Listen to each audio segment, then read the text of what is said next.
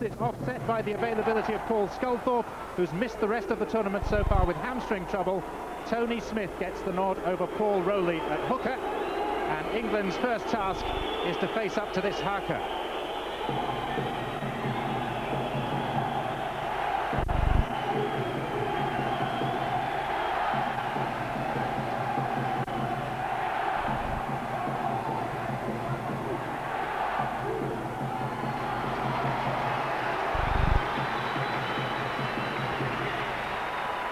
As for the New Zealand lineup, they've been more open, and in fact guessing their selection was straightforward. Such is their strength in depth that Robbie Paul is only a substitute. Stacey Jones starts alongside Henry Paul. Former captain Quentin Pongia and second row Stephen Kearney are the leaders of a formidable pack. 2 of 6 players who remain from the team beaten by Australia in extra time in the semi-final 5 years ago. The 2 captains, Andrew Farrell of England, who only passed a fitness test an hour ago on a back injury sustained in training yesterday, and his New Zealand counterpart, Richie Barnett, outstanding so far, and a father. As of Thursday, his wife Carrie has just given birth to a baby girl. And the referee from Brisbane, 39-year-old Tim Mander. A couple of historical points that are worth bearing in mind. England, who are going to kick off, have never lost to New Zealand. They've met 3 times before. New Zealand, for all their current quality, have never won the World Cup. And only once before, in 1988, have they even reached the final. Alongside me, Joe Lydon. Now, England have got a 14-point start on the Rugby League coupon. Where do you sit with regard to this one? I think that's probably justified. Punters are saying that giving New Zealand the favourites tag for this match, but it is the business end of the season, as you rightly mentioned, and it's just a one-off game which both are capable and well capable of winning. Big 10, no stop. England very relieved to be able to name the lineup that they'd planned. Inside, offside. Andrew Farrell's participation in doubt up until 2 o'clock this afternoon. And here's Chev Walker. Walker and Wellens included on the wings for England today, respectively aged 18 and 20. So it's a massive test for them. Wait for it here. This is Harvey Howard. The bench for England, you may have seen on our caption, 4 forwards: Jamie Peacock, Andy Hay, Darren Cleary and Paul Anderson. But this opening 20 minutes so crucial to England's hopes if they are going to cause an upset. Tony Smith selected ahead of Paul Rowley at hooker, and here's Scott Naylor, who's regained his place in the centre.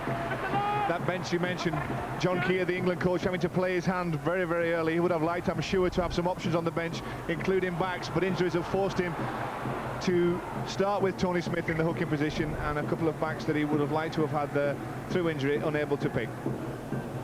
But how big a loss is the absence of Adrian Morley? Let's hear from Richard Duckenfield.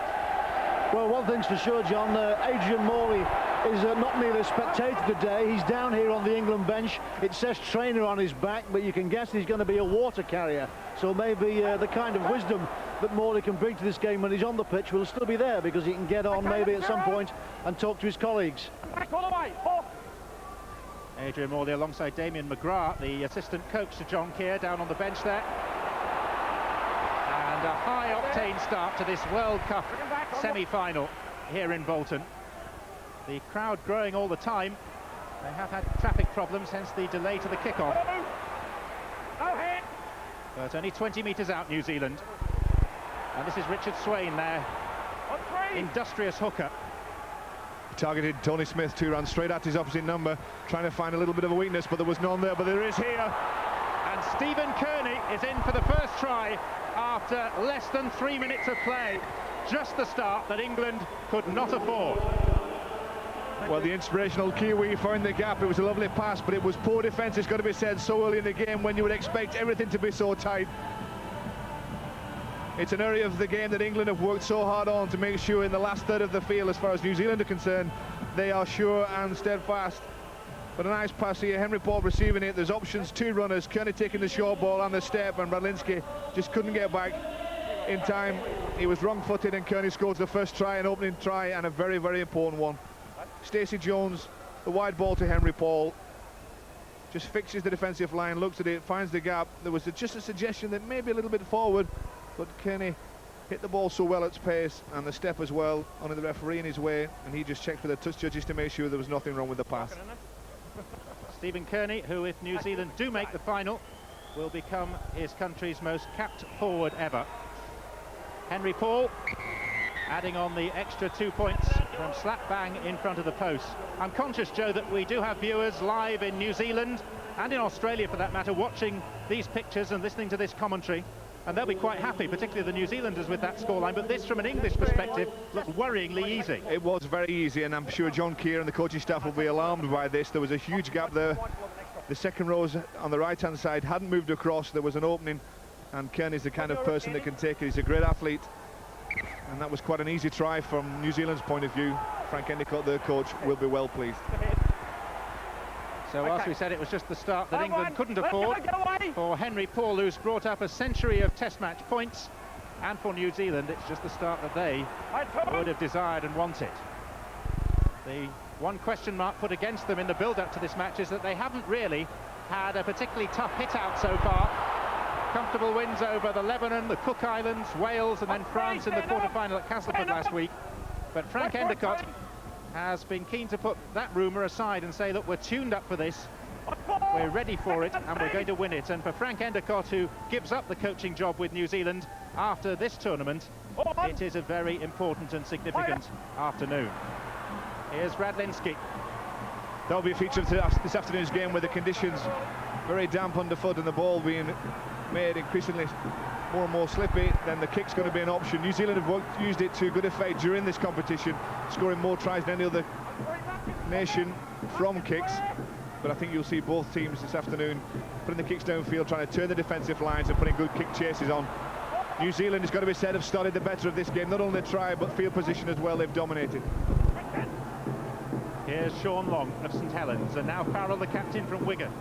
Naylor, one of 6 players selected in the English lineup from the Bradford Bulls. Back to the boot of Long this time. His first kick of the game went dead, and that might follow suit. Yeah, that's poor. We mentioned the kick being so important, and the chase was there, but it was just too much on the kick. Didn't cause any problems for New Zealand. They'll be happy to bring this one back to the 20-metre for the restart. It was a core move. You can see the chasing line there to the left, quite flat and straight, but they realised as soon as the boot had made contact with the ball, it was going to be too strong. Swain at dummy half, and Quentin Pongia, the captain on the 1998 tour, when New Zealand won the Test series against Great Britain, 2-0 with a thrilling draw in the final Test at Watford. Pongia just back from a severed tendon in a bicep. He only played 4 times in the NRL for the Sydney Roosters this past season, but he's looked fully fit in this tournament. The kick from Jones. Going to test out Chev Walker, the 18-year-old wingman. That'll settle Walker, the youngster, a little bit. Up against Vanakola, a big task for him this afternoon. Not only to stop him in defence, but also to try and make some yardage past the big man. Long. Now Paul Wellens, who's being employed on the wing ahead of Darren Rogers, who's played the last 3 games. Harvey Howard, the one English player who plays his club rugby abroad. Grand final winner with the Brisbane Broncos. Farrell. And if England are going to have any impact on this game, then Farrell and Long are going to have to play lead roles. Exactly right, and he picked out Stacey Jones, probably the smallest of the Kiwis. Ran at him again, trying to find a weakness, but Stacey Jones stuck to on that occasion. You'll find Jones defending on that right-hand side, pushed out towards the touchline. It was a good tackle on this occasion, and then the kick in from Smith. An acting half-back position, just rolling into touch. See there that they've had to extend the playing area for this game. That band of turf on the far side is outside the normal pitch for the Bolton Wanderers soccer matches played on this ground.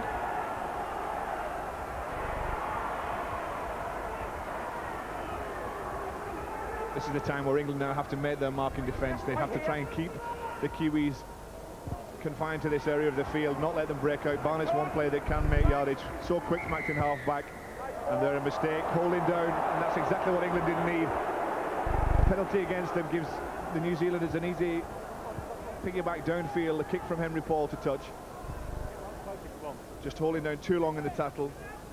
Barnett struggling to his feet, and Sculthorpe giving away the penalty. Pongia. One or two ironic cheers from the crowd, which is still growing in size at that decision from referee Mander, because Antipodean match officials are usually a little more lenient on the play the ball area. Swain to Kearney, the scorer of the only try so far.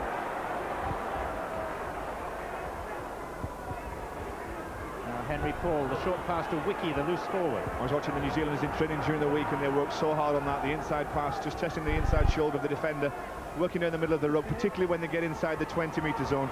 You see Stacey Jones and Henry Paul bringing on the bigger forwards and trying to cause problems on the inside shoulder of defenders. Swain with the kick, and Willie Tallow is chasing. Chev Walker did well. Well, Chev Walker did very well. He just allowed that to go. I don't think he made contact with it before it crossed the dead ball line. Very cool and calm. We're just going to check with the referee. He says it's going to be a dropout. Now just watch this as the kick comes through from Swain. Walker is back there, has it covered, making sure that his body is between ball and oncoming New Zealand player. Yep, just caught his left arm. Well spotted by the touch jam referee, so it'll be a dropout underneath the post to England, and ball back to New Zealand with another chance to attack. Chilly afternoon in Bolton. Some of the smoke still hovering over the ground after the pre-match fireworks. And here's Swain. Now Pongia. 10 minutes of play. Kearney's try, goal by Henry Paul, separating these sides. Let's hear once again from Richard Duckenfield. The England coach, John Keir, has identified what he thinks is a weakness in this England side. The message has come down to the bench that the line is ragged. He wants the line straight. He wants them to move up more quickly with more coordination. Well, Craig Smith made more progress than England would have wanted there inside the 10-metre area. This is Richard Swain, and now Stacey Jones, the cover provided by Radlinski, the English fullback. And it's the last tackle. New Zealand lining up. Which option will they choose? They're going for the drop goal from Henry Paul for one more point. A simple 1 point, but so effective. They had options both sides. They chose, I think this might have been a thought before kickoff. When we get down into England's half, let's try and score on every visit. And they go for the 1 point through Henry Paul on this occasion. Simply back to the number 6, directly behind the play of the ball and in front of the post, and slots an easy 1 point from the boot. Well, John Keir is right to identify that England are a little bit ragged in the defensive line. They're moving up at different speeds, and therefore there are gaps, and they will be exploited by New Zealand. As I said, they've worked very, very hard on it. We mentioned the kicking being so important for the teams, but I also think the prop forwards, Pongia returning to the team, gives an awful lot of go forward for New Zealand. And we'll see his stats during this test match, this semi-final on screen. Here's Craig Smith. He'll have to build the position for Henry Paul's drop goal attempt. We will have seen the blood bin card raised by referee Mander. Richard Swain, the hooker, is off having attention for a cut. And this is where England are really trying to pile on the defensive pressure. They don't want to give a penalty away. Remember the last time they were visiting New Zealand's half of the field, and this man in possession, Barnett, took the charge forward, then they gave away a soft penalty and let New Zealand come away from their own half. Henry Paul is held by Fielden, but the referee has given the penalty to New Zealand, and it's been quickly taken. And Henry Paul thought he was going to be called back. He wasn't, so it's play on. Well, again, a soft penalty given away. Fielden just forcing the player down, and Henry Paul took the quick tap. And once again, New Zealand straight back into England's half. The problems mount.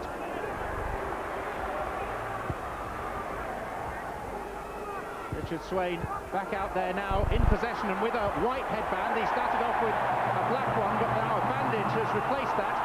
He's been stitched up, or patched up at least.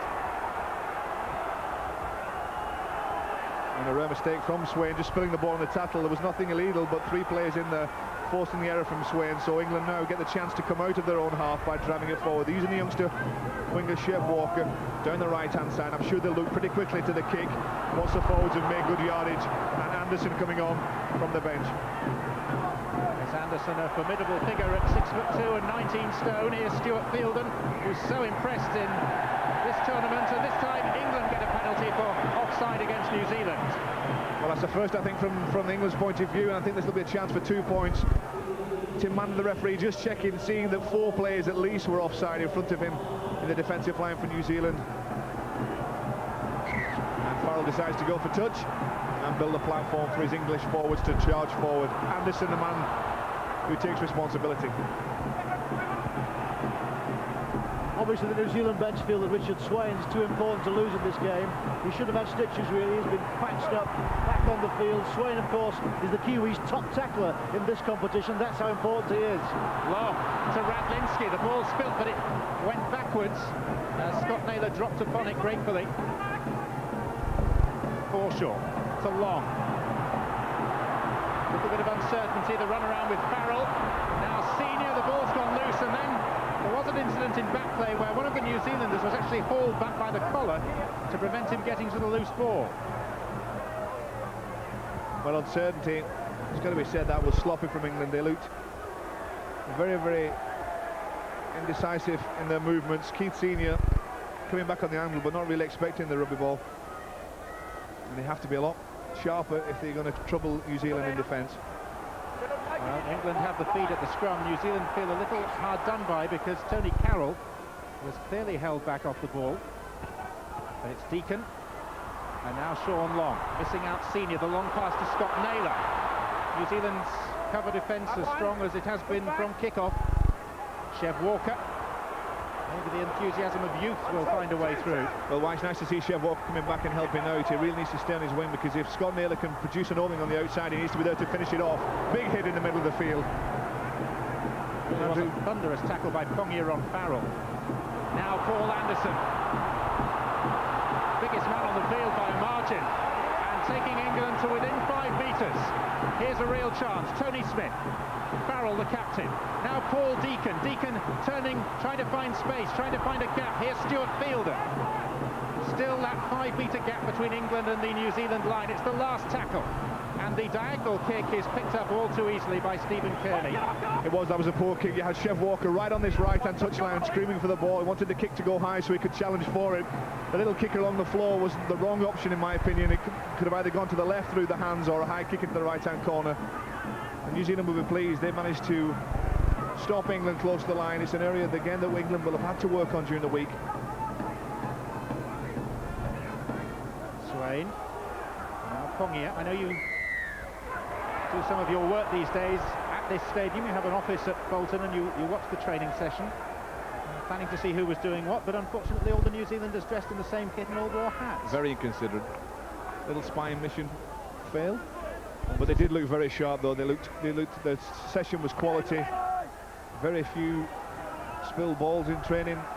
They were very effective, very professional, and went about their business. Yes, New Zealand had a session here on Thursday. England chose to have a visit here on Monday. They have then been on a visit to a casino, the English players, as Craig Smith takes a spell for New Zealand. They've also been to visit the world's biggest fish and chip emporium in the course of the week. In fact, quite a lot of the week has been taken out with rest and recuperation in preparation for this semi-final. Short pass to Ruben Wiki. Back it goes now towards Nathan Kalis. Fantastic offload by Wiki in traffic, managed to get both hands free and look for support, and amongst English players got the pass out as well.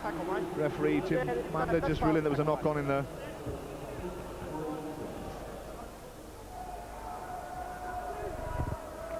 Well, Anderson in there, the arm over the top, but judging that the ball carrier did not keep control, and the emphasis on he to do so. Radlinski. England, who by common consent have steadily improved through the course of this tournament after their opening defeat by Australia. 76 points against Russia, 66 against Fiji, and then they really had to tough it out against the Irish in the quarter-final at Headingley last week. It's been a gradual build-up for them. Well, let's hope they can gradually build up in this game as well, because the opening exchanges have been poor. Again, a mistake by England. They've looked shaky, the decision-making has been poor. The timing of pass and run has been not of the best quality, and quick penalties being given away. Easy penalties to Stacey Jones with ball in hand, but just kick it into touch, let his forwards take over. They'll work on the set patterns that they've practiced during the week. Paul Sculthorpe, who gave away the penalty. Here's Kalis for New Zealand. Kalis, who came off the bench in all 3 tests against Great Britain, including the one here 2 years ago. Pongia, the captain then. And New New Zealand, every time they have the ball, looking full of threat. Jones, Henry Paul. Haven't seen Robbie yet. This is now Willie Talau. You see 3 English players in the tackle, so there's a gap somewhere if New Zealand can find it. And there are so many players who are capable of finding it. This time Henry Paul accepts the tackle. The ball not played properly, surely. It's a let-off for England. It is a let-off as Henry Paul takes it in. Again, Anderson involved in the tackle, using his considerable weight to try and slow the play of the ball down, but New Zealand have a full back line out to the right-hand side, and England seem to be stretched in defence. But a Paul play of the ball, conditions not helping. Deacon. Radlinski. Caught by his opposite number, Barnett. Long to Keith Senior. Familiar shaven skull. The rugged nature of New Zealand's tackling self-evident. England hoping for a penalty which is not forthcoming. Anderson. Now Tony Smith to Andy Farrell. Straightening up, finding a little bit of space and making 5 or 6 more metres, but still well short of halfway. Deacon. New Zealand with the lion's share of the ball, and with the only try so far scored by Stephen Kearney, converted by Henry Paul. Scott Naylor laid out by Willie Talau, and the touch judge is on this near side. Well, Scott Naylor put a little kick through. I didn't actually see the collision. He was seeing, just dabbed it through, a lovely weight to it. And yes, you're right, Talau put the shoulder in. He made sure that Scott Naylor wasn't going to pass and chase for his own kick. You don't have to go out of the way, but you can't charge into a player once he's put the kick in. And you see here, Talau dipping the shoulder. Has a little look as well, just to make sure he made contact. Scott Naylor will tell him he did.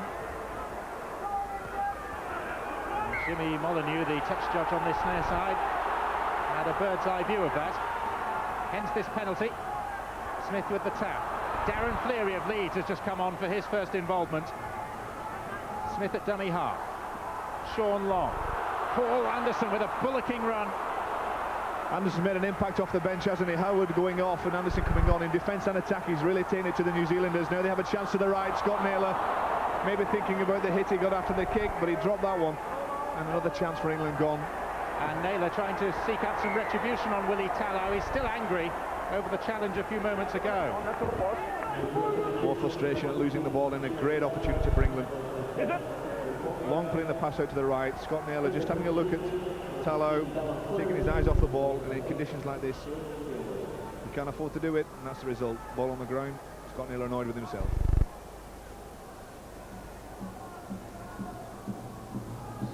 No time and no place really for England, particularly today, to engage in personal vendettas. All their efforts and concentration have to be focused on the task in hand. Here's Barnett for New Zealand. He's got 6 tries already in this tournament, just one short of the leading try scorer, Australia's Wendell Saylor. Joe Vangenaar. Reports are correct, soon to be of the Bradford Bulls. Stacey Jones. Back goes Radlinski, back goes Walker. The Volcano, Vainikolo, is right behind Chef Walker, who's dropped the ball. Vainikolo puts out a hand, gets downward pressure. Frank Endicott smiling and thinks that New Zealand have scored again. If they have, it's a horrible error by 18-year-old Chef Walker. But before he gives it, Tim Mander wants to consult the screen, but there's no question that the New Zealanders think that Vainikolo has scored. It was a lovely weighted kick, wasn't it? Causing problems all the time for Chef Walker. He got back there, but Vainikolo comes screaming in to put pressure on him, and he just didn't collect it. He didn't take control of the rugby ball, and it spilled out. Now whether Vainikolo got pressure on it and knocked it down himself, that's asking for the try. Now no, Vainikolo just got a touch there. Yep, a knock on. Although downward pressure on that instance, the first contact was pushed forward, so I think this is a let off for Chef Walker and for England. Again, a lovely weighted kick into the corner. Walker got back, wet conditions, doesn't gather the ball in cleanly, and Leslie Vainikolo is there, but the first touch was forward. A let off for England. False alarm from the Volcano. was. You can see the rain there teeming down. Chev Walker slides in, can't control it, and he'll be relieved to see that on the big screen. Bit of role reversal because Leslie Vainikolo played in the Anzac Day test against Australia back in April and was really tested out by the kicking of the Australians. This is no try, as Joe predicted. Vainikolo is only 21 years of age, a little bit ahead of Chev Walker in terms of career development, but he's had his awkward moments, and a little bit of him would have felt for Walker.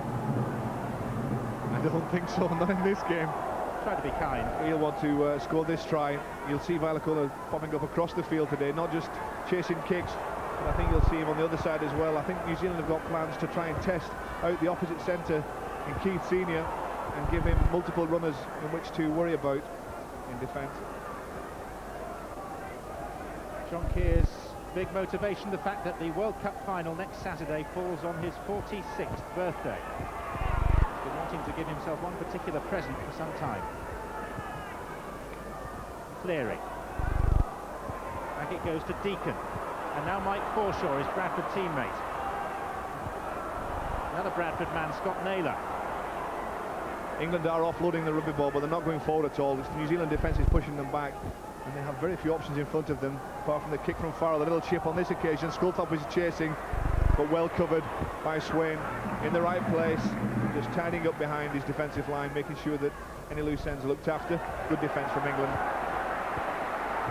Swain, one of only two players in New Zealand's 23-strong squad who have yet to cross the opposition try line. Joe Vangenaar is the other. Leon Price of the Bradford Bulls on the bench today with a recovering from a shoulder operation. Leon, England needs something extra now, don't they? Yeah, it's taken us 20 minutes really to get into gear with they've come out very slowly, but it looks like the ball mixed up a little bit. England's a very strong side. Thanks, Leon. Rather untidy. New Zealand, though, have retained possession. A little bit of good fortune with it, but they managed to keep the ball. They go for the kick now through Henry Paul. Getting deep into English territory, well taken. Skipping, bouncing ball by Radlinski. Well, there was an option for Radlinski to let that one run because I think that had too much pace on it, but he chose instead to bring it out. Senior now will help to try and cross the 40, sorry, cross the 20. He struggles, just about gets across there. Stacey Jones, one of the tacklers in there. Oh, and there's a fight off the ball involving Senior and Joe Vangenaar, and teammates of both sides rushing in initially to try and separate them.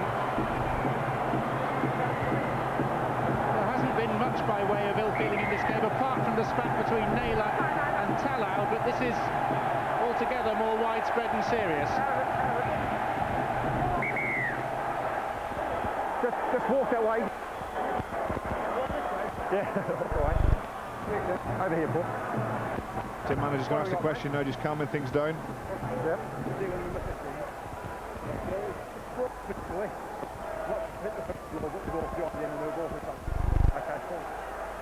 Here Keith Senior trying to play the ball quickly. He threw the first one, and I don't think either caught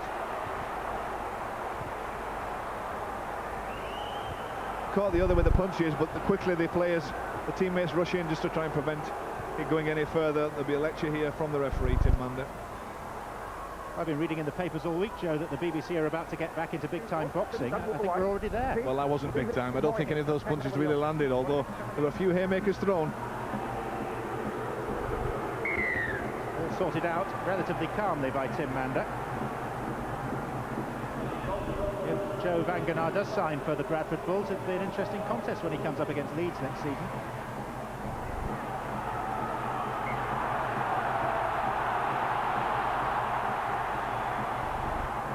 Here's Deacon.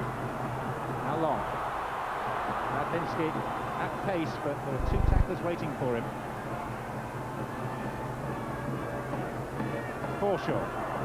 Nice footwork from Forshaw just to get away from Kearney and Henry Paul. Smith. Now Deacon. Now Paul Anderson. Ruben Wiki forced to do some tackling in the middle of the field, but it's out wide where England have to try and exploit the gap, and again a misread. Total misread. Paul Sculthorpe timing the run wrong, and Farrell hit him with the pass. It just bounced off the shoulder. New Zealand gathering possession back again. Well, the thought was that England had to be at their absolute best and New Zealand had to be below theirs if England were going to progress today. It's another penalty going against the English. And Tim Mander's patience has been tested. As we see the top tackles there, England, all positions, top three of England. Forshaw leading it, coming into this game knowing that he had to defend well, but 18 tackles is an awful lot of work, and that will tell later on in these conditions. Heavy conditions will mean that legs will tire, but England giving away so many penalties. Tim Manders was saying his patience being tested, and I won't be at all surprised if a warning doesn't go out to the English captain Andy Farrell. Somebody may be spending 10 minutes in the bin if they persist in these tactics. Well, Henry Paul, having consulted with the bench and with his captain, has decided that he's going to have a pot shot at goal. Rain making conditions very difficult and unpleasant. He has a lazy style of kicking, Henry Paul, but he's been deadly accurate during the domestic season here in Super League and also in international football. Those stats prove that.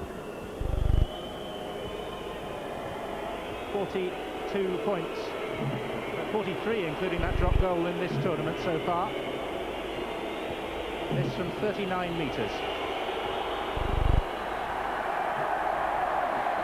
Well, the predominantly English support behind the post cheered as that went wide. They were happy. There was nothing wrong with the distance. Just drifted to the right-hand side of the post.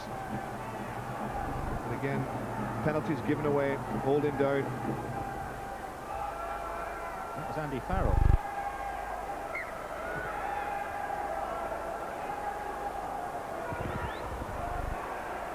Here's Vainikolo.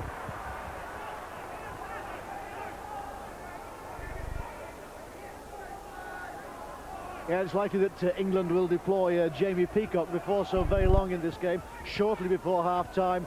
He's a tackling forward. He has a 100% tackle completion rate in this tournament so far. The sort of impact player who could make a difference. England will hope so. Sway. Stacey Jones. This time it's with Tony Carroll, who's going to be playing his club rugby with Leeds this coming Super League season. We'll see him first of all in the Challenge Cup starting in February. Henry Paul. Now Kearney, scorer of the only try so far. And getting away again, New Zealand looking much sharper in thought and deed, causing problems. Henry Paul puts the kick into the corner. This is a test for Wellens. Three New Zealanders converging on Wellens, who took that like the fullback that he often is. Well, Nigel Wagner was there to put pressure on it, but Wellens did extremely well. Kept his eye on the ball and didn't shirk the task. He's used to those kind of high kicks, as you mentioned, in his role as fullback at St Helens. Really made rapid progress, Paul Wellens, displacing Paul Aitchison midway through the season and making the role very much his own. But possession turned over. Henry Paul. Now here's Kalis. Swain. Kearney. Two outside him. He bounced off Paul Anderson to within 3 metres. England will do very well to keep New Zealand at bay here. They have to do, though, before the half-time. Still 10 minutes away from that. Henry Paul with the run around to Joe Vangenaar, well held. Combination of Sculthorpe and Smith. Richie Barnett. Henry Paul. Jones. Trying to switch the point of the attack, and it's gone loose, and it's been picked up by Cleary. And that tells you there's no shortage of support for the English team. A huge roar. Well, that was a mistake by New Zealand, but it was good pressure from England in defence, putting the tackle in, and Cleary eventually coming up with the ball, blowing a little bit, and a penalty. Ironic cheers around the ground. England get the penalty, quickly taken by Sean Long and put to touch. Forshaw driving it in. Kearney comes in, and number 4 again, Tallow, going a little bit high. The penalty given away. The quick tap taken by England. Yep, they're going to drive it up towards the middle and then look for Long and Deacon swapping in the roles at a half-back. Anderson again coming forward. Smith spotting a gap and going through it. Trying to offload the pass to Sean Long, who, as you saw just then, has got blood pouring from a mouth wound. Deacon to Farrell. So hard was the tackle that it's come loose, and now New Zealand could go all the way. Nigel Vangenaar. Wellens trying to get back at him. Despairing dive. Vangenaar has gone nearly 90 metres and wonderfully has been pulled back by Jamie Peacock, who's only just arrived on the pitch. England, though, This will be a try. His touch judges and gives New Zealand a second try. Well, defence at one end of the field. Bone jarring defence, spills the ball from Farrell's grass, a full length of the field sprint, and then power at the end of it by Vanakola to score the try. Peacock did so well to get back just on the field, hardly had a chance to catch his breath and stretch. When he's forced to chase back, he made a despairing tackle to prevent New Zealand scoring through Nigel Wagner, but then his other wingman and partner in crime, Vanakola, just used his brute force to get across the line and score the try, and that was a shame for England because they'd done all the hard work in the previous set of 6 tackles. They marched up the field. It was a fantastic hit on Farrell, and then Nigel Wagner set sail. Wellens couldn't catch him. Senior was tracking but was going to get nowhere near, and Peacock, fantastic chase to bring him down just short of the try line. But England were always scrambling, always under pressure. There are 1 or 2 England supporters who've seen these same replays who believe Vanakola didn't get the ball down properly. Well, I think it's hard to argue with that shot, and the referee Tim Mander right on the spot. Henry Paul has another chance to add 2 points on. And this time, unlike his last attempt, he's successful. And Frank Endicott, who's got a little black book in which he constantly makes notes, will be writing down that scoreline, 13-0, and we'll be very happy with it. It will before the half-time interval. They've had a lot of possession, they've had a lot of territory in which to work and try and put the moves on to try and open up this England defence. It's been scrappy at times. Here's Farrell coming to the left, a great hit on Andy Farrell. Nigel Wagner just not quite having the pace to sprint the second row forward. He's on a substitute. This time it's New Zealand's turn to make a mistake. The referee, though, will pull it up.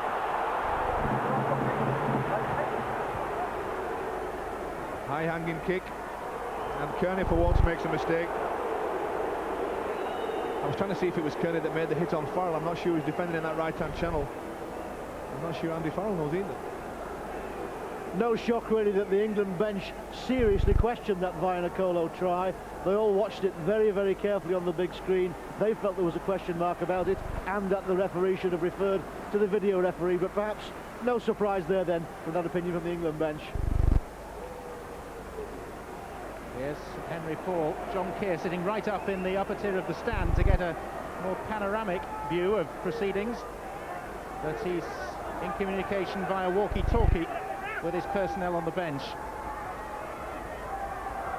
Here's Swain, the New Zealand hooker, right on halfway. Tries now by Kearney and Vanakola. 2 goals by Henry Paul and a drop goal by the same player. That makes up New Zealand's 13 points. Chev Walker more safe in this occasion, trying to get it into the middle of the field, being forced back towards his own post. Good chase again from New Zealand, kick into the corner and a great chase. Oh, Wellens' ball comes loose. It is very slippery out there, but the force of New Zealand's tackling is forcing the ball loose as well. And here's Tony Carroll, and they can't stop him. Now has Carroll got it down. This time, the referee says that he's been held up on his back over the line. Well, Wellens does incredibly well. I think he just manages to keep Tony Carroll from scoring the try and getting the pressure of the ball onto the grass. He gets back, he's the last line of defence, and just holds up Carroll, which is an enormous feat in itself to stop the powerful centre. Yes, he did well, that's no try. And again, mistakes by England, spilling the ball, allowing New Zealand to get possession in the crucial areas of the field. Jones allowing Wiki to pick up from the base of the scrum and to peel over for another New Zealand try, and this game is rapidly going away from England. A simple move from New Zealand, just making the numbers on the short side of the scrum, extending the lead, and that's a worry for England. Again, before the half-time interval, they wanted to keep New Zealand out. They've already scored that try from the break from Wagner, but this one, the scrum, simple move as Stacey Jones feeds. He drops off to the short side. The pick-up by Wicket, the spin as Wellens comes in, and the try scored. They just had the numbers. Remember that the wingman Wagner was still out there. Stacey Jones had stepped off. Wicket using the spin. Schoolthorpe didn't make the tackle, couldn't hold on to the shirt. Wellens comes in, but on this occasion it's too late. Andy Farrell laying down the law to his troops behind the posts. Henry Paul about to attempt another conversion, trying to make his record 3 from 4. And all this after Ruben Wiki repeated his feat of 2 years ago when he scored here at Bolton in the Test match against Great Britain.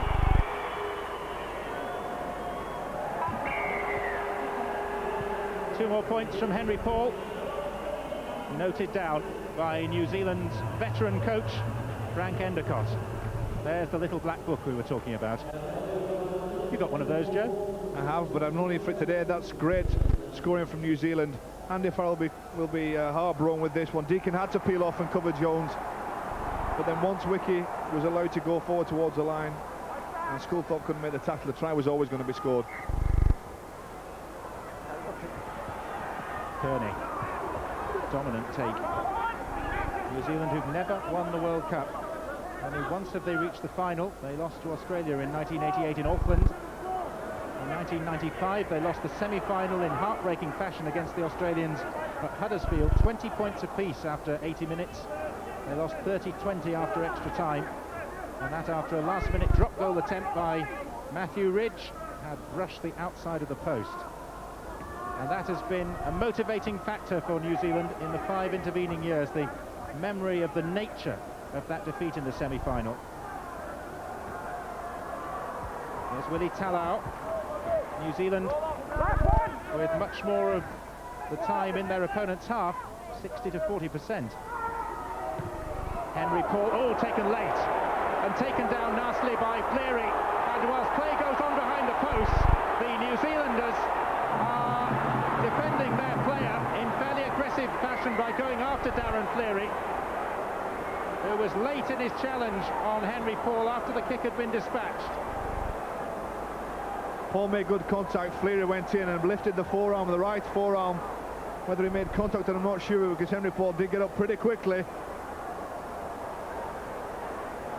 Well, Jimmy Molyneux, the touch judge, who's already been on once for the spat between Talau and Scott Naylor, must have had a very good view of that, and he's the middle of the 3 officials there, and he will be passing on what he knows to Tim Mander, the referee.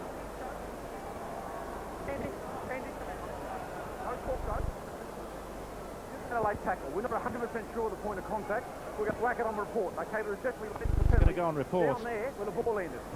Let us look after the game. Don't just both come in like that. Well, Darren Fleary very, very lucky there, because that right arm was raised. He did make contact. I'm not sure that it was too much of a problem for Henry Paul, because he got to his feet quickly, but support came in for him from Joe Wagner and from Leslie Vanacola. The penalty downfield will be given to New Zealand right under the post, so another 2 points, I'm sure, for New Zealand through Henry Paul.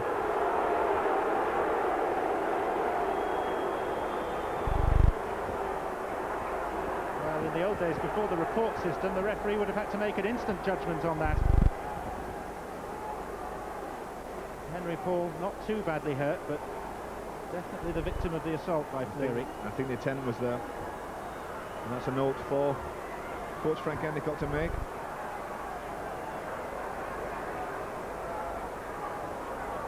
Henry Paul with a very straightforward attempt. Don Keir looking disturbed by what's going on. This was not in his game plan as we enter the final minute of the first half, and New Zealand are ahead by a worryingly wide margin. Henry Paul.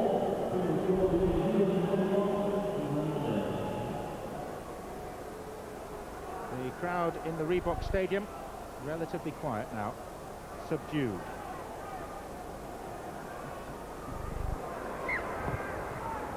Farrell with the deep kick, taken by Barnett, and Fleary straight in there. Well, it was Joe Wagner that came to the assistance of Henry Paul, and I think Fleary just making sure that his presence was felt in return. But it's a scoreboard that's the major worry for England. They've conceded an awful lot of points, they've made an awful lot of mistakes, they've given away soft penalties. Well, feelings running very high as the first half draws to a close. One or two words in the ear of Darren Fleary from a couple of the New Zealanders. Maybe it's as well that half-time has now arrived so that tempers can be calmed, but 14 of the 21 points arriving in the 9 minutes prior to half-time. Vainikolo, one of the try scorers, Kearney and Wiki the others. 4 goals from Henry Paul, plus a drop goal as well. England paying for handing out.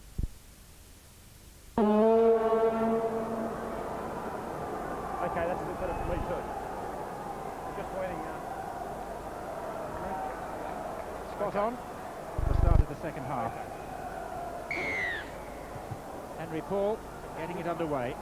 New Zealand in a luxurious position as well, and he collides with the upright of leading by 21 points. Here we go, all the way back.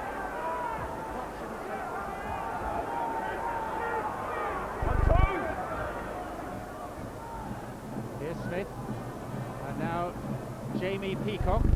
Peacock, who made a wonderful covering tackle on Nigel Vangenaar. Now Sculthorpe. On 4. Farrell. Trying to burst through the tackle. Okay, last one. Being hauled down by it. Tony Smith. Now Paul Deacon. Not played it. With a kick that seemed to ricochet off Cleary. Yeah, accidental And offside then here. into The the hands changeover. of It's hit Anderson. him, and accidentally, changeover. Changeover. A little bit unfortunate for England, then a kick. Back up, Deacon back up. trying to put it into the corner, turn New Zealand around. And I'm sure they've got the words of John Keir ringing in their ears at the half-time interval. He won't be pleased with that first half performance, and he'll want a much better effort for them in the second half. Here's Craig Smith. On There has been an alteration by England at half-time. Wellens at full-back and Radlinski now playing on the left wing. On 3. Ball with Come Ruben back, Wiki. come back. Stacey Jones. Now Barnett. That's 4. That's an interesting change by John Keir to put Wellens at full-back. I think it's for his attacking qualities rather than his defensive ones. It has to be an attack that England concentrate on now. They need some points quickly from somewhere. Well, the first concern here is defence again, because New Zealand in a great position so early in the second half. Stacey Jones puts a cross-field kick towards the post. Up went 2 New Zealanders, 2 English players, and eventually looks like Jamie Peacock, who's dived gratefully upon the loose ball. 2. Get back. Radlinski. Held by Logan Swan. New Zealand have now scored 51 tries in this competition. That's 4. 281 points. This is only their 5th game. And even before the kick-off in this game, 5th and last. they've scored No more tries strikes, than one the to go. runaway favourites, Australia, Well done. who play Wales tomorrow in the other semi-final. Deacon's kick. That's a better kick if it just holds up. That seems to have the right weight on it, just stays in the field of play.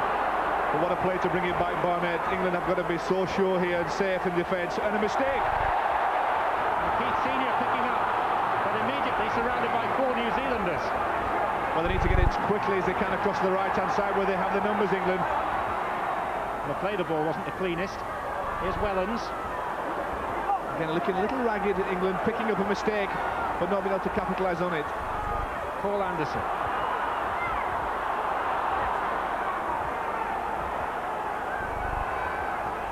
England lining up on that far side, the right, with Long, and now Farrell. Good pass out to Naylor. Naylor turning outside him, but not releasing the pass to Walker. Instead, it's Sean Long. This time the diagonal kick to Tony Smith. England have registered at last. Back on the play sheet together, Sean Long and Smith in unison. The little kick through from Sean Long. I thought they bombed the chance on the right-hand side when Walker was unable to take the pass from his centre partner, Scott Naylor. But Tony Smith there playing the hooking role from the start. Latches on to Sean Long's kick. Tied his run to perfection as well, and it's just what England needed in the second half. Walker acting half-back, spins the ball out. It was obviously a call from Long. He knew exactly what he was going to do, manages to thread it through the New Zealand defence, and Smith steams onto the kick and scores the try. There was no doubt in the referee's mind, and the perfect start of the second half for England. Farrell adds another 2. Hope for England. 21-6. When Great Britain played New Zealand in a test match here 2 years ago, They led 16-8 at half-time, and New Zealand got their record win, 36-16, so things can change around. This is a starting point for England. There was nothing else on the mind of Sean Long or Tony Smith. It looked for a minute that it might have been offside, the speed he got there. And I think the other angle will show that he was just timed to perfection. He knew the kick was on. John Key doesn't show it, but I'm sure he's a lot happy with that start. Now, here's Cleary, not the most popular man with New Zealanders at the moment. Sean Long, whose kick led to Smith's try. The bench, the assistant coach Damien McGrath. Damien, a perfect start for the second half, but do you feel that Ruben Wiki try just before half-time and I just put it past you? No, we still feel we can get it back. Our problem was not holding on to the ball, and we gave them a bit too much respect. We've aimed to complete all our sets this half, and we've certainly set off in the right vein.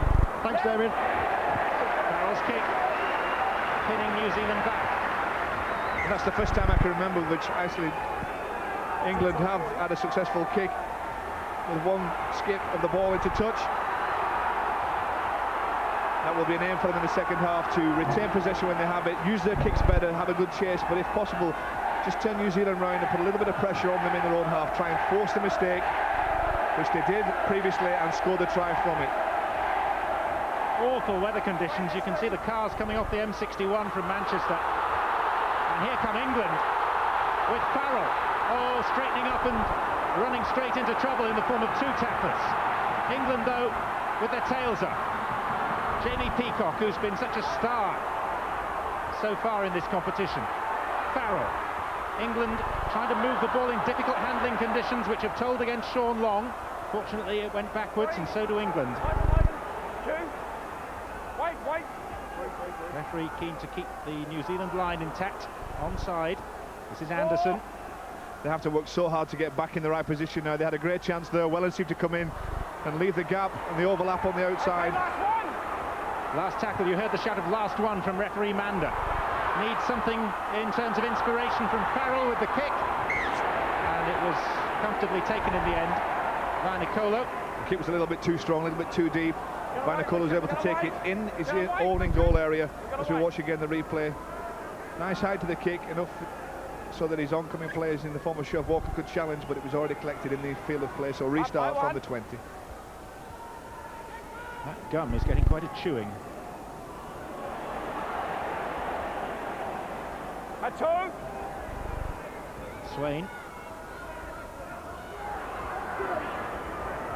On three. By Come May and back. Anderson. Now here's Craig Smith. There's matching Cleary. And again, Peacock involved. He's having a great game, isn't he? Remember that chase back to stop the try. And you would think on the bench that the message from John Keir was that Stuart Fielden should get ready to get back into the action here. Obviously at this point England think that they've got the noses in front and there's better things ahead of them. Well, New Zealand felt that ball went out of play, and there was a furious argument initiated by Tony Carroll with the touch judge Paul Hewitt. England lose the ball again. They could pay for this. Pongia to Kearney to Smith. Two men outside. The man inside is Willie Tallow. And all the ground that England had regained has been wiped away. And the sorry tale continues, because it was a mistake again from England. Just a turnover that gives New Zealand great field position, and they take their chances.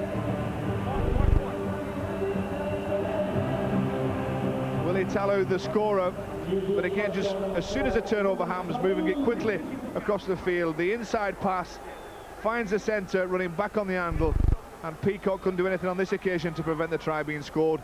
And isn't he happy with that one? Sculthorpe tattled by Wiki for one. Henry Paul picks up, gift possession, quick hands, Kearney and Pongia, and then Smith the prop forward, lovely hands, dropping back the centre.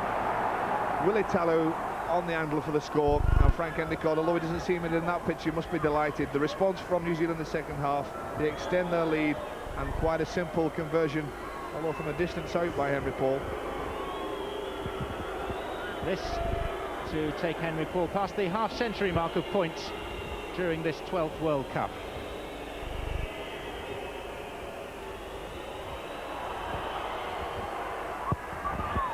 Every point drawing New Zealand closer to the World Cup final itself. England only have themselves to blame again in the danger area, trying to defend their own line and trying on this occasion to bring it away from their own line through Paul Sculthorpe. A good hit, but retention of the ball must be the prime thought going through Sculthorpe's mind. Instead it was turned over quickly out to the left. Craig Smith, the prop forward, dropping inside Willie Tallow for the try, and England again having to fight their way back up a mountain to get themselves back in this match. 27 points to 6 in favour of New Zealand. Darren Fleary taking a rest. Harvey Howard has been sent on in his place. Howard, who won't be subject to quite such antagonism from the New Zealanders because he didn't try to take out one of their star players, Henry Paul. Stacey Jones. Excellent handling to Logan Swan. And here comes Richard Swain. Kearney brushing off attempted tacklers even though he was running backwards. Extraordinary effort by Kearney. Let him go, shouts the referee. Swain at dummy half. Henry Paul accepting the tackle of Tony Smith. No mistakes. Last tackle. Stacey Jones to the right, look for the kick. There it is. He stumbled slightly and it was a good take by Wellens on his knees. On his knees and manages to bring the ball back in play. Good work from Wellens, from Paul Wellens. Now playing in the full-back role. A penalty goes against New Zealand on this occasion. And that's a blessed relief for England because they were on the rack again. Stacey Jones puts a little kick in. He can't chase it. I'm not sure he lost his footing. I think he was forced to do so, but Wellens came in and tied it up well. Here's Fielder. Only 21 years of age, 6'3", 16.5 stone. Played his heart out for England in this competition. Forshaw. Two! Tony Smith. We need to see more of that from Smith. That's why he's on the field. We want to see quick breaks from the acting halfback, from the halfback come hooker in this match. Jamie Peacock. Four! Look again at the defence though. Smith involved in there. Stephen Kearney putting the work in. Long to Wellens. Last one! Again the last tackle. Paul Deacon struggling in back play. This is Farrell's kick. Radlinski, England will do well to keep this alive. And they can't. Now Tony Carroll, too much experience making sure that not only did he stop Radlinski going forward but wrapped up the ball. There was no way that was going to be handed on to a teammate like Chris Radlinski. That's a worry for England. Tony Smith, who they need to look to make some yards up the middle of the field, seems to be limping heavily. That's some attention from the trainer. Pongia. And two! Wait for it, guy, wait Anxious for look it! from the England coach. Henry Paul. On three, make a square! Bit of a mismatch there with Sean Long and Kearney, but Long as well. Time out. On four! Right across, Andy. Here we go. Well done. Pongia. Up against Tony Smith. Didn't stop him himself, but was helped out. No penalties! Shouted no penalties on this last tackle. Will it be the kick from Henry Paul? No, it's the jinking, scampering run. New Zealand in again here. Extravagant pass. Nigel Vangenaar. And although he cups his hand to his ear, he will pretty much hear silence, because that is New Zealand's 5th try. Well, the wingers stayed out there and waited for the genius inside him with Henry Paul causing the problems for England. Fate to make the kick over the top, stepped off his right, the missed tackle by Andy Hay, and then off towards the try line. Realising he had the support on the outside, the speculator pass across the top, and eventually it finds the number 2, Nigel Vangenaar, and he knew in these conditions all he had to do was get low, carry on with his speed and score the try. Any thought of a forward pass? Well, possibly from Henry Paul, but England were scattered again. They were at full stretch. Wrong foot in the defence. The step inside here, carrying the ball in 2 hands, knows the support's on his outside, throws the pass out there. The touch should have been in line to make sure that was all right. Vangenaar does well to get low and score. 2 tries against Great Britain in the Tri-Nations last year in Auckland for Nigel Vangenaar. And now his third try of this World Cup competition. Probably the most difficult kick for Henry Paul here in these conditions as well. Not from his favourite side, but he makes easy meat of it. Another 2 points to New Zealand. They march on towards the final. You're convinced of that? You're not even going to try and present a case for an England comeback? Well, they have to be more respectful of the ball. 33 points to 6. They are in total control of this. Henry Paul here, just watch the step, causing problems. England unable to get back in numbers, and look at that, 4 players on the outside, and bagging out, even when the defence came across, managing to score. It's hard to assemble a defence that England will come back and trouble New Zealand here. If they are going to do with Robbie Paul warming up, Henry Paul's brother, then they're going to have to do it pretty quickly. Frightening thought, isn't it, that Robbie Paul, fresh to the game, is going to join the fray shortly. Particularly when you think that these legs of England now are starting to tire. They've done an awful lot of tackling, particularly in the middle of the field, and if you just saw them when Henry Paul causing problems with the step, his brother can do likewise as Carroll gets brought down just inside the 40. Just saw a brief shot of Robbie Paul limbering up. There's his brother Henry, long pass to Talau, and Vainikolo has exploded to the line. He's now the leading scorer in this World Cup. That is 8th try. We mentioned right at the beginning of this game to watch for the inside passes with New Zealand, just testing the defence, the slight defence of England, bringing players back on the angle to cause problems, and again it works for them. They take the ball out wide to the left-hand side, and then you drop somebody back in the size of Leslie by corner, it's always going to be problems. Quick hands across, Jones, Pongia, Jones again in the loop, finds Henry Paul, they've got Kenny's a foil, and then Talau drawing in 2 defenders and dropping inside the big man Vainikolo for the try. Wellens can do nothing to prevent him scoring. And the story of this second half, like the first, continues. Quick hands across the park. Stacey Jones involved on a couple of occasions to promote the extra man and the overlap, and then the inside pass. Back on the angle comes Vainikolo, and nothing Wellens can do to stop New Zealand scoring.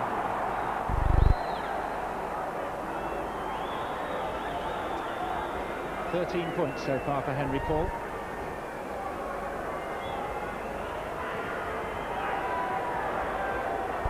Tried to bend it in, but on this occasion unsuccessfully.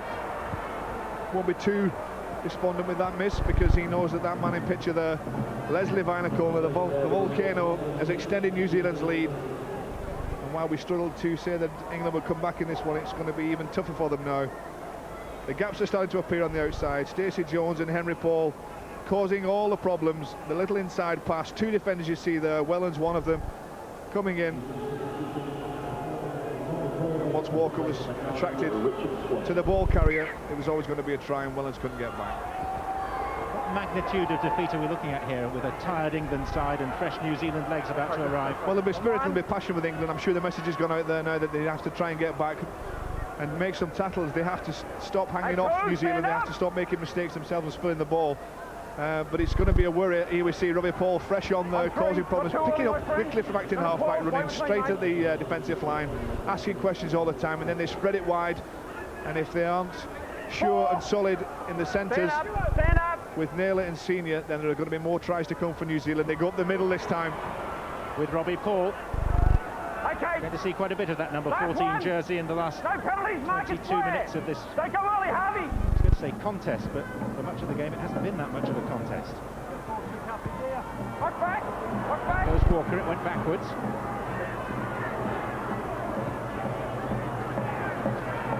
Interesting to see the tally of top tacklers, and just to see how tired some of these England players are going to be. Exactly right, the top 2 there, with Harvey Howard in the 23, and he's been spelled for most of the first half. Mike Forshaw, 22 tackles, only Ruben Wiki, the Kiwi, only Kiwi in that top 3. And he's played well too, the New Zealander, wearing 13. Another turnover of possession. England just can't afford it. Craig Smith, hit twice by Farrell. Eventually pushed backwards, but again New Zealand have the platform, the centre field, they've got options both sides. Stacey Jones again dropping the man back on the inside, finding the support player, the runner of Matt Rua. Brewer in the scrum cap. Jones directing operations from dummy half. An air of resignation around the Reebok Stadium at the fate that awaits England. No flopping, Harry. Craig Smith. Did very well to get the pass to Kearney. Kearney bouncing off long and feeding Talau, who's in for his second try. What a wonderful passage of play, great support play, but just watch the handling, the offload from the New Zealanders. They did so well to push the ball to the left-hand side. Before Talau scored the try, he found himself in space, but it was worked on the inside. Kearney involved, Robbie Paul acting half-back, picking up Craig Smith. Now just watch this for hands. Two players come in to make the tackle. He puts it between Sculthorpe and Smith. Kearney attracts long, and then again the centre running strong, Willie Talau, unstoppable, so close to the line. We could be looking at 50 points here. Smith does so well. It's a good tackle, but manages to get both arms free. Kearney runs it long, knows there's a mismatch there, and then again back on the angle, Talau for the try.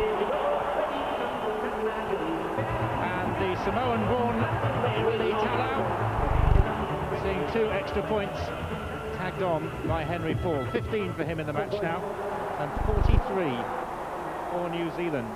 Whatever happens now, this is going to be the worst World Cup defeat that England have ever suffered. And it's disappointed too for England. We mentioned again at the top of the programme that New Zealand had to be favourites, but England have prepared well for this one. They wanted to come into this game and really contest it, and they haven't done. They've been the architects of their own downfall with so much drop ball, giving New Zealand a chance in crucial areas of the field as well. Wait for it here. Get square. Henry Paul. Right, 2. Come back. Perturbed, perplexed. Tap very quickly taken by Henry Paul. Right there. He feels he's able now to run up well at the England defence and cause problems, and he is doing. And he's another player that can do exactly the same. Barnett. Get off. Surprising that Barnett isn't on the try scorers list yet today. This time yet. Don't get sucked in. Pongia. Henry Paul. Robbie Paul. Trying to find that acceleration that's so familiar. And England looking very tired as they reform the defensive line. Stacey Jones. Logan Swan, all 6'4" of it. Hay looked like he went hunting for him as well and missed. Henry Paul. Jones. Next from his bag of tricks is the ball through that Nigel Van Ganaert reached out for. The referee is going to call for the video official to have a little look at that. You have to check if Radlensky got back in time with this one. He's checking for the knock-on as well. Stacey Jones putting the kick in along the floor, knowing that the chase is going to be there. Nigel Van Ganaert and Chris Radlensky in a sprint. Radlensky seemed to leave a little bit early. There was no clean contact though, won't be a try. I would suggest that Nigel Van Ganaert got there ahead of Chris Radlensky, but he couldn't get downward pressure for the try. Radlensky diving too early. Our former international referee Jerry Kershaw is the video official watching these pictures. His job to adjudicate on things that referee Tim Mander refers to the giant screen. No try. As we watch no try come up there, you just look at the New Zealand line. If we can get back to the pitch, look at that set ready. They realised it wasn't a try, but they made sure they're in position just to again hammer at the English line as it tries to come forward. They want to force a mistake again in England's half and then try and capitalise on it. Anderson drives forward. He's been one of the forwards in the England pack that have done well with ball in hand and in defence. Smith, now Farrell. Just wonder how fit Andy Farrell really is. Even at 1/4 to 2 there was some doubt about whether he'd take his place in the side today. He tweaked his back in training yesterday.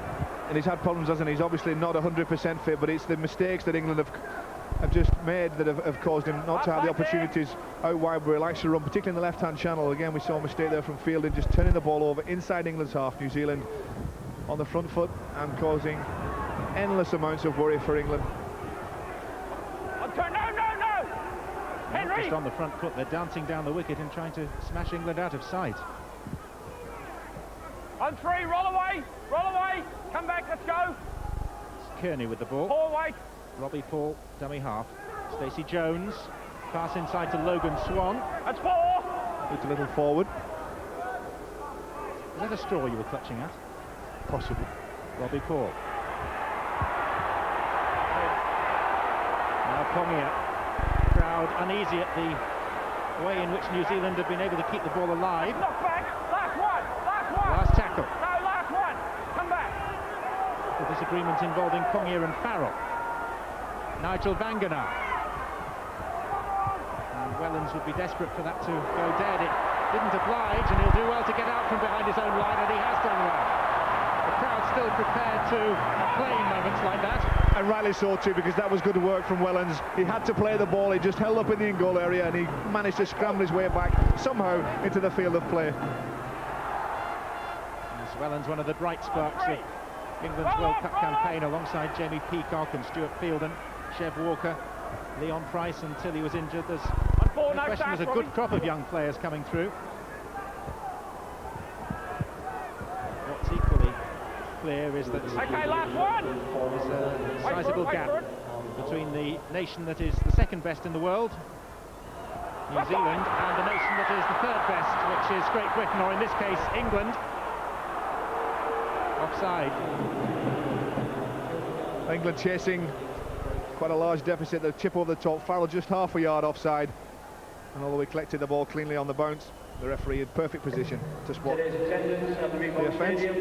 16,032. That's 16032. Frank Endicott contemplating a World Cup final to finish his international coaching career. Hold the line. Hold it. The attendance inside the Reebok Stadium confirmed as 16,032. No heads on one. Roll away. Roll In a away. ground that can hold 27,000 plus. Jones. Joe Vangenaar. Right, good tackle. There it goes. See that go. On 2.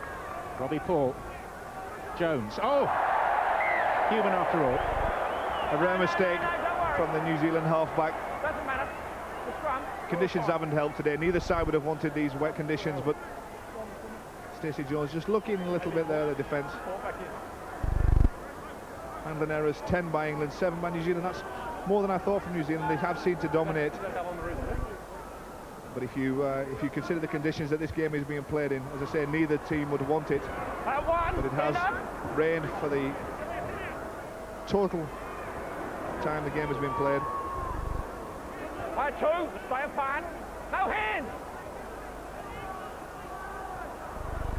And there's no doubt that conditions have got gradually more atrocious as this game's gone on. There's now a steady torrential rain across this ground, and New Zealand have, of course, made the better of those conditions, better than England anyway, who've made far too many handling errors. And I suppose at this point in the game, the main consideration from New Zealand's point of view will be that they keep as many of their top players sound and wind and limb for that final, really. Well done, That'll mate. be the final against Wales, Joe. You are very optimistic. Wales will compete in the other semi-final, have no fear about that, but Australia must be favourites to go through. But I have a sneaky feeling this team have seen here in black and white, the New Zealanders will give a very good account of themselves and might just steal this World Cup final. Well, it is On 3. extraordinary looking the Let it go, talent let it go. on display today that they've never won the World Cup. They were the whipping boys for many years. Here's Kearney. Many good judges reckon this is the best ever New Zealand side. And here's Vainicolo losing the ball right on the line as he goes in search of another hat-trick. New Zealand can afford now to just put a little passes in, a little bit of exhibition stuff. No need on that occasion as they drive. Chev Walker back over the line. Henry Paul. And Vainicolo picking Chev Walker up, who's no small player. Taking him back over the line. Assisted by Kalis. They are a very strong team. We mentioned that England are a young side, averaging age of 24, but New Zealand only a year older in average. Farrell with the dropout. Passed it nicely for Logan Swan. Not as if New Zealand need any extra assistance. With a fleeting glimpse of the volcano, Leslie Vainicolo, Hold the line. Now get scorer of 2 tries already, 8 in the tournament. He's been likened to Jonah Lomu, Roll away. and yet they say he's shy, which I find hard to believe. He certainly can't hide. Here's Tony Carroll. On 3. Brewer, adapting halfback. There's Vainikolo. Wouldn't argue with him. The ball's heading his way. Back. Gotta go back. Picked up by Barnett. That's 4. Barnett just quickly, then the ball went backwards, picked it up and just instantly assessed the line in front of him, knew exactly what was on, and here he is now to score, possibly a try, puts the ball back again. New Zealand just forcing the pass. They know that they're convincing winners of this match. And ironic jeers again from the crowd. But just look where the turnover happens, deep inside England's half of the field, only 10 metres away from the try line when Henry Paul picked that up. The mistake by New Zealand. Okay, nice and easy. No, we're going to take our time here. 70% of time in the opponent's half, and that tells its own story. You add that with the mistakes that England have made, and it's no wonder that the scoreboard reads 43 points to 6 in favour of New Zealand. No penalties, no penalties. Paul Anderson. Don't lift, don't lift! Offload was good enough, On but there was 2. nowhere to go for Chev Walker. Andy Hay. Now Forshaw. Line 3. Henry! Wait, fellas, wait. Missed tackles, well, 11 by England again, and that just shows that legs are tiring out there. But they've made mistakes from the start, England. Only 2 by New Zealand. Wait for it in the middle. They've had so much possession though and territorial advantage that they wouldn't be concerned. I think if that had been double. No head start. No start. Bobby.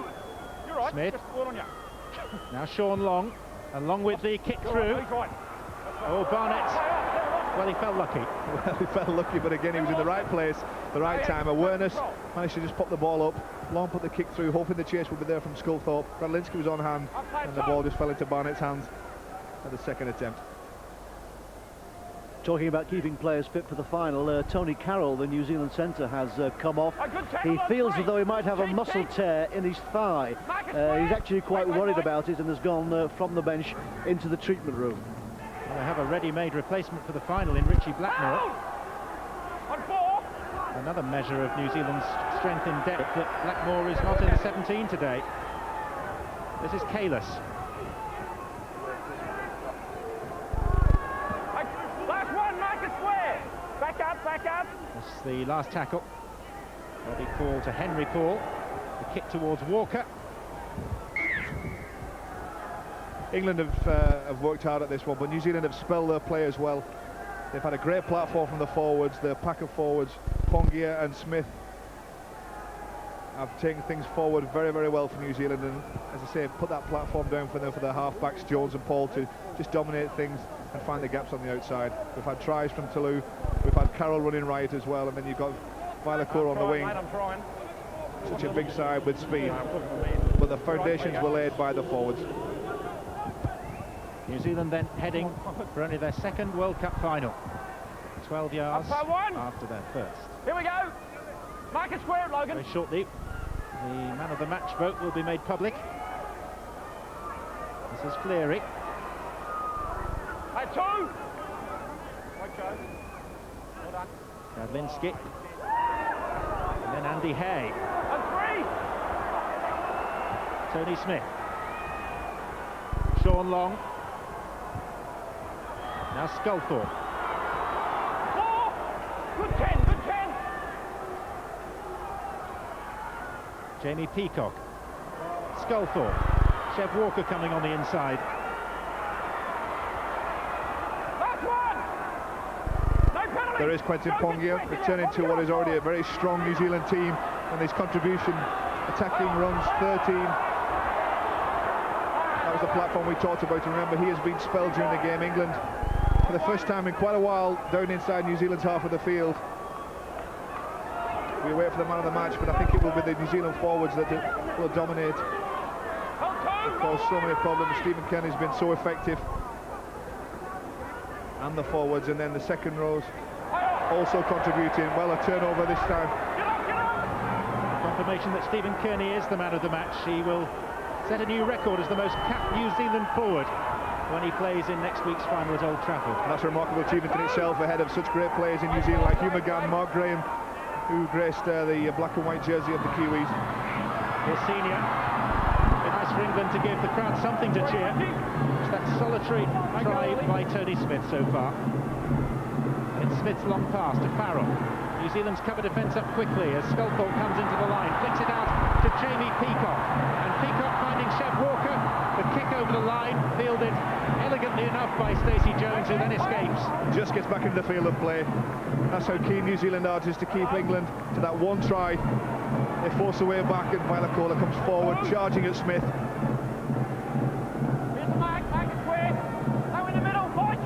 England, I think, will be glad when this supposedly showpiece occasion is over. That looked a little on the high side.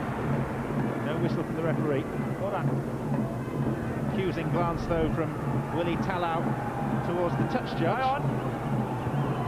And here's Robbie Paul. Stand up, stand up! Come back, Mike! Jones. Now Henry Paul. Nathan Kalis.